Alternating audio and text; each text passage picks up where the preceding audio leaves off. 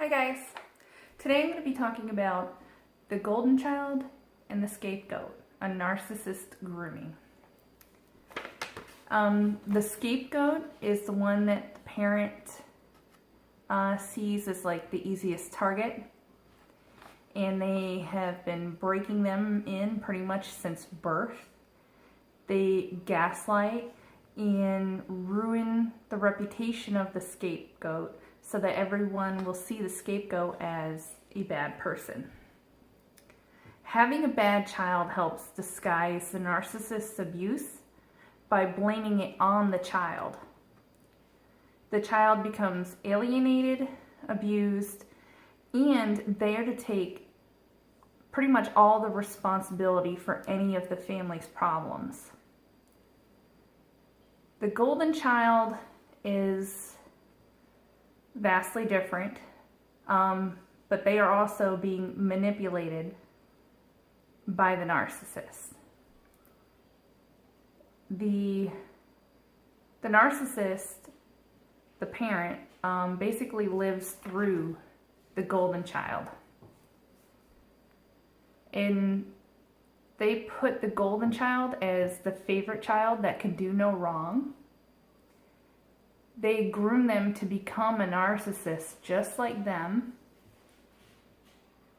And they also groom the golden child to abuse the scapegoat.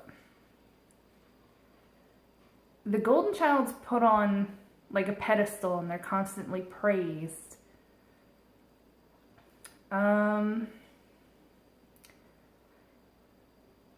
If the golden child happens to do wrong, the narcissistic mother will find a way to make it so that it's not the golden child's fault. Now, I'm going to tell you a story. Obviously, it's true. So this is like an example of what I'm trying to explain. Okay, so my half-brother, 13 years older than me, he does a lot of work with national parks and stuff like that as a park ranger. So he was out in the West doing the park ranger thing, and then he had a while, like, he switches seasons, and so during his off season, now this is what is their version of what happened, and then I'll tell you after what I think really happened. But their version of what happened, meaning my brother and my mother,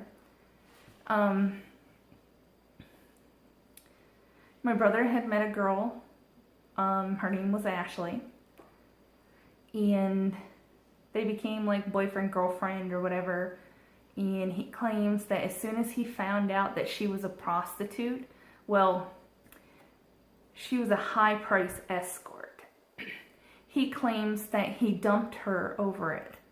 And after dumping her, she became enraged, started stalking him, harassing him, and she even went and got a restraining order on him. And then he went to the movies with some friend, and she just happened to be there, or she saw him, but he claims he didn't see her. And she called the cops and had him arrested, and he was in jail for, I believe it was 17 days.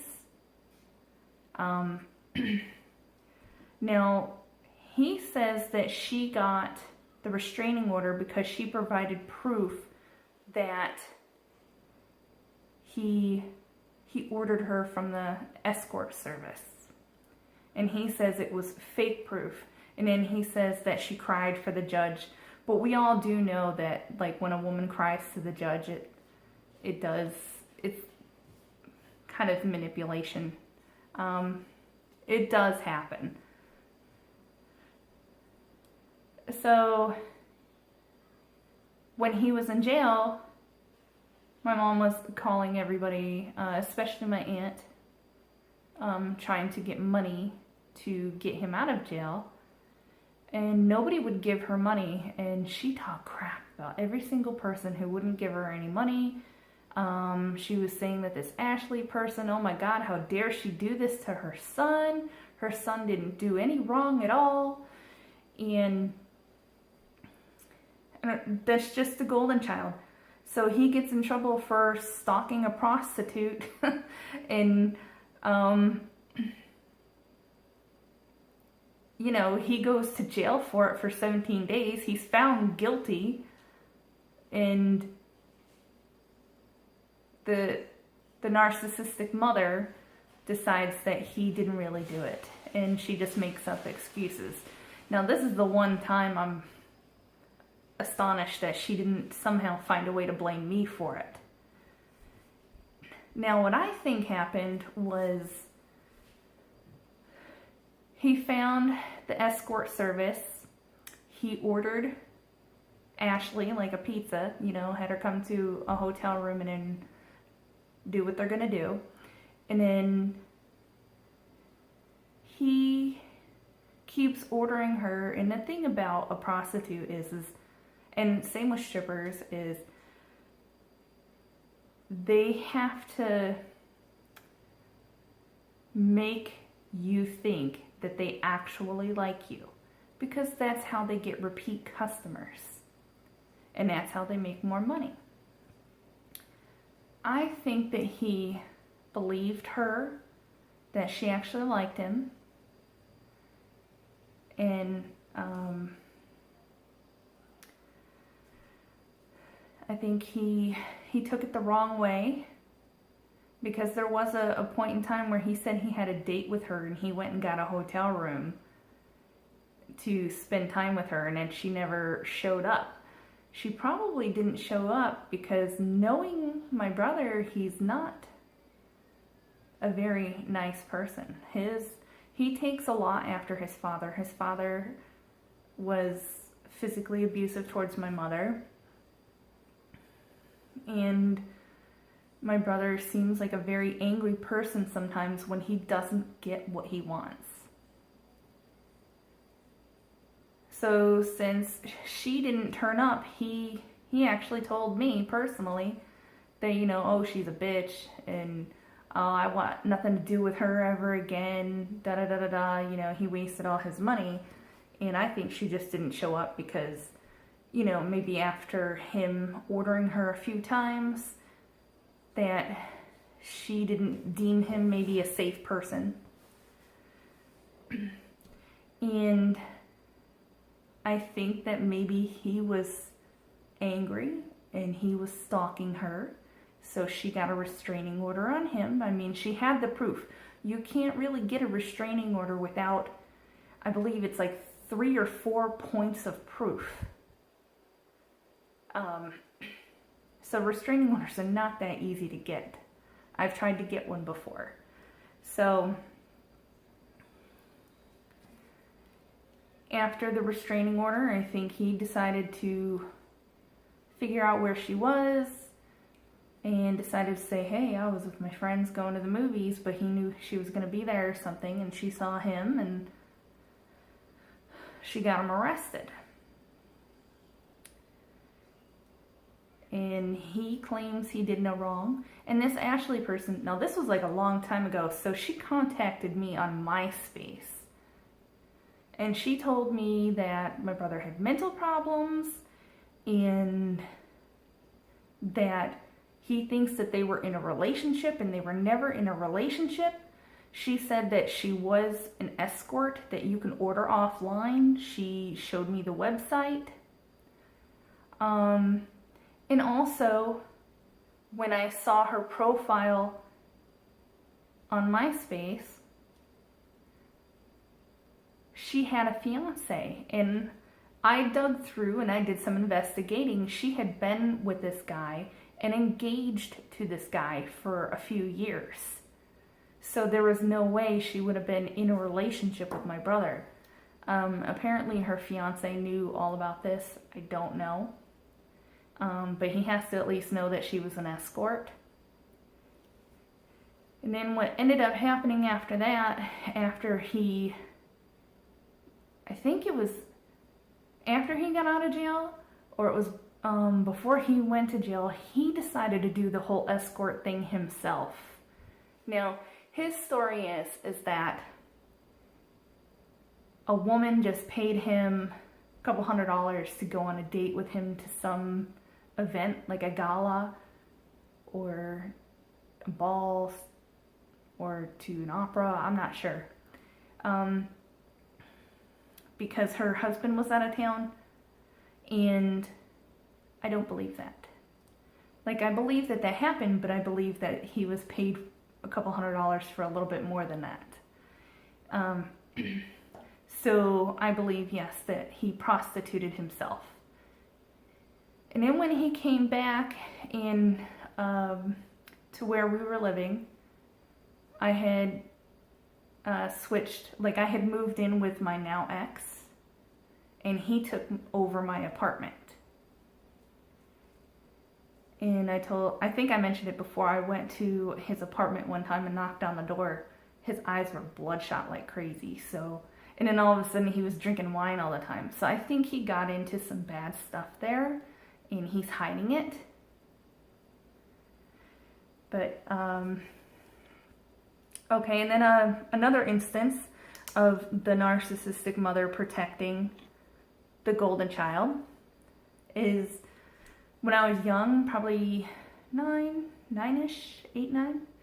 He had a girlfriend for a short period of time, and she broke up with him.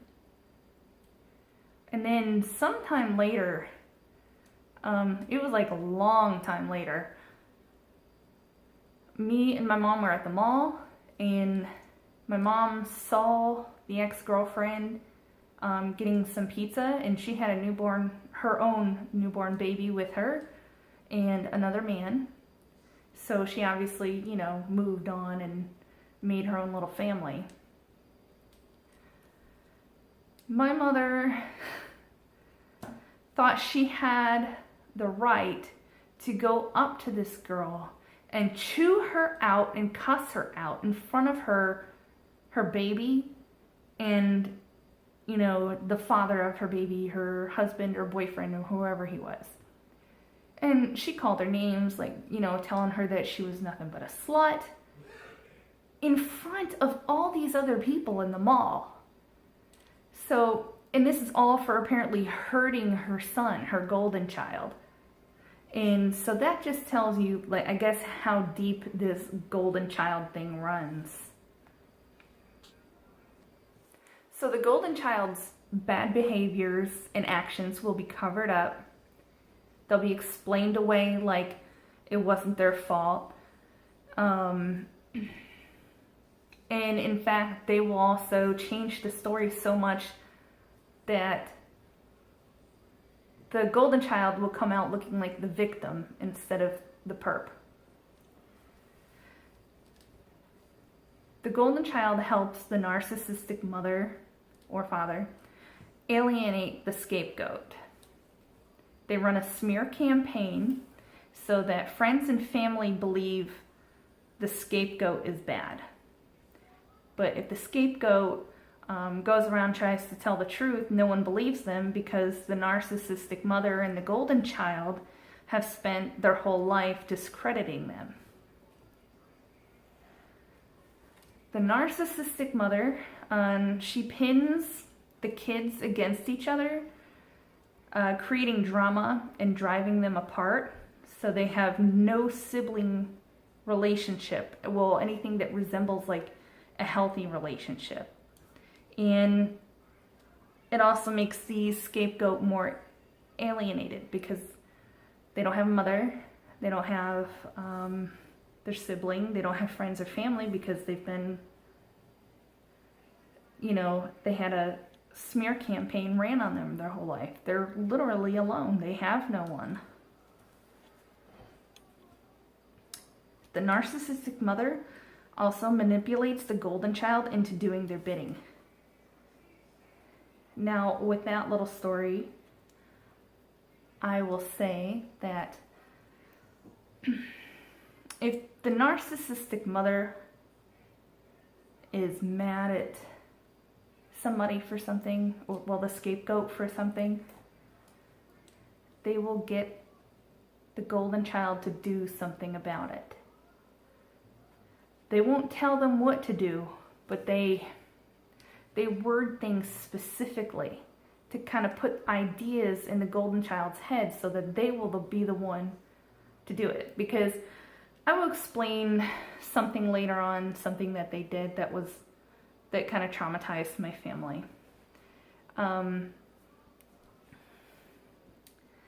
But when it happened, she said, well, your brother's the one that did it, not me. But I know she's the one who coached him into doing it. And no matter what the narcissistic mother does, the golden child will always defend the narcissistic mother's actions.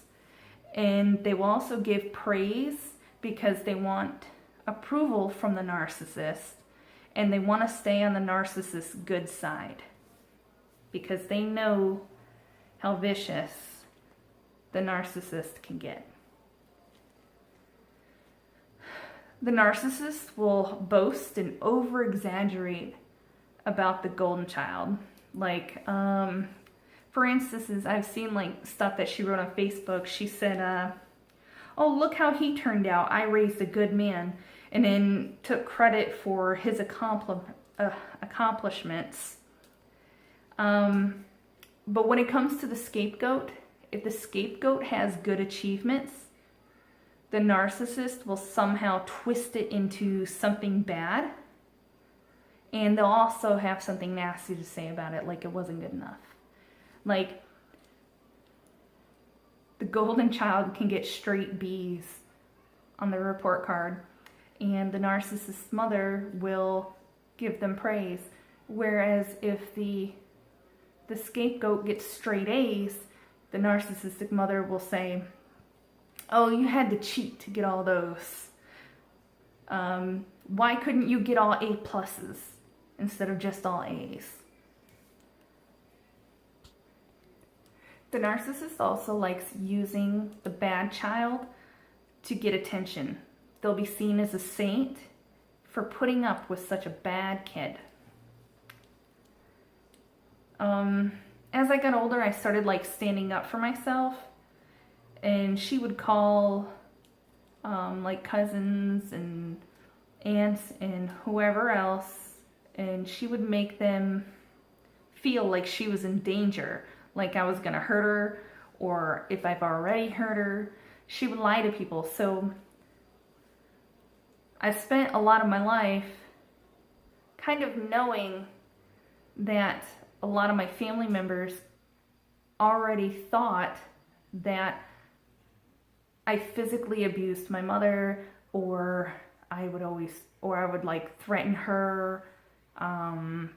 There was a time that I said before about where she said I was probably going to push her down the stairs, even though the stairs were like on either side, and I never threatened it.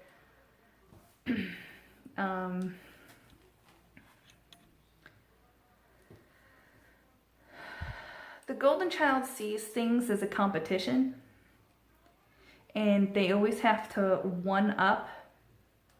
And if they cannot one-up, they will put down what you have. For instance, like, I was never part of the competition. Like, my brother was, even though he was 13 years older than me, he was always in competition with me, but I wasn't in the competition. It was all a competition in his head. My uncle had bought me a computer when I was younger, and my mother made me put it in the living room for everybody's use, which didn't really bother me. But when I got older, I put it in my room. And so when I put it in my room, my brother got a new computer and was like, oh, mine's newer. And then my Uncle George decided to just buy me another one. I didn't ask him for it. I didn't even ask him for the first one. So then as soon as I got a newer computer, it was like I had Windows 95, so my brother had to get 98. And then I ended up getting, I don't know, XP or something. And then right after that, he went out and got the newest version of Windows. I don't remember what it was. It was so long ago. But he got it right away. And When I finally bought a truck, he told me, like he ran it down. He's like, oh, Dodge trucks, they suck. They're horrible. They break down. Well, he got a Ford. He got it brand spanking new. And I think it was the transmission or the engine went out in less than a year. And it was basically non-usable. Ford wouldn't do anything with it. I guess the warranty, there was some kind of loophole where they didn't have to fix it. So he got really screwed on that deal. But he put down my truck for being a piece of crap. And it lasted me a long time and had no issues with it. Even when I traded it in, there was no issues.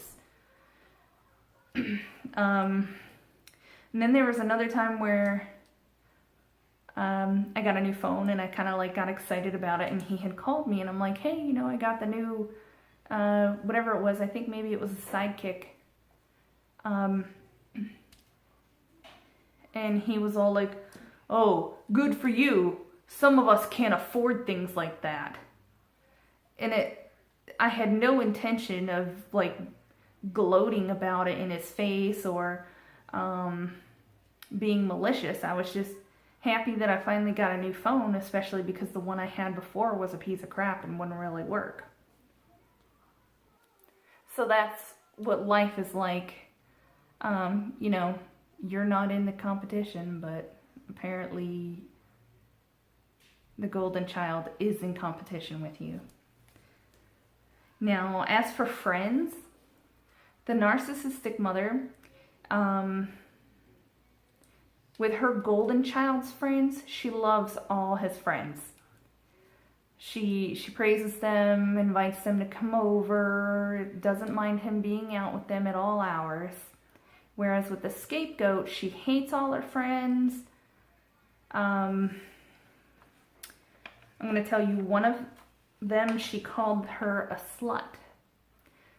This was, I think, in ninth grade, because my friend was a grade below me, so she was in 8th.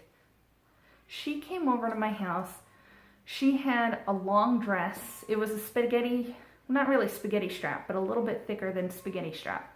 And it was a long dress. It covered her entire body, but it happened to be leopard print. So my friend and I are sitting there on the couch, and my mother is sitting there berating her. I don't know how long it went on, but she kept calling her a slut and trash, all this other stuff. And, my friend is just sitting there being respectful despite what she's saying about her to her face.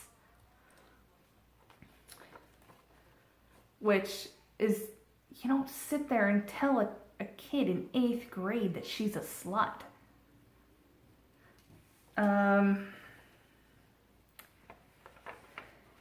She also called another one of my friends a slut, which kind of wasn't far from the truth, but, even though she's young, it's not her kid, it's not her problem, it's not someone she should be telling the girl to her face to. This girl was a longtime friend of mine, and she always got herself into trouble, and her mom liked her hanging out with me because I was the good one. I always kept her mother and my mother, I kept everybody informed about where we were going to go, when we were going to go, who we were going to be with, because who knows? We might end up dead somewhere, so at least they can say, hey, well, they told us they were going to be at this place, so they, that it can at least piece everything together. Another one of my friends, who happened to be, we were friends since kindergarten. Now, her family wasn't rich, and her family had a lot of kids, and she talked trash about her all the time. Even when we're in 2nd grade, 3rd grade, when you're talking to a little child and saying that their family is trash just because they're on food stamps or welfare, something like that, like some type of government assistance, apparently they're trash, but my mom forgets that she was also on government assistance for most of her life, and she was also screwing the government by getting disability checks for $800-900 every month, and then also working, making thousands of dollars. It's a double standard, and she was projecting. Anyway, I hope somehow this helped you with understanding how the golden child and the scapegoat relationship work, that it's usually the golden child doesn't become a golden child because they want to, it's because they're being groomed to. If you have any comments or anything that you want to add, go ahead and comment below. I've also set up an email address, so if you want to email me, if you want me to read any of your stories, things that you're not, I don't know, you're too afraid to say yourself, but you still want your story out there, I'll go ahead and read it, talk about it, give my advice or opinions, whatever you want. I'll put my email address down below, but it's NarcissistExposed@yahoo.com. Anyway, I hope you all take care. Have a good one.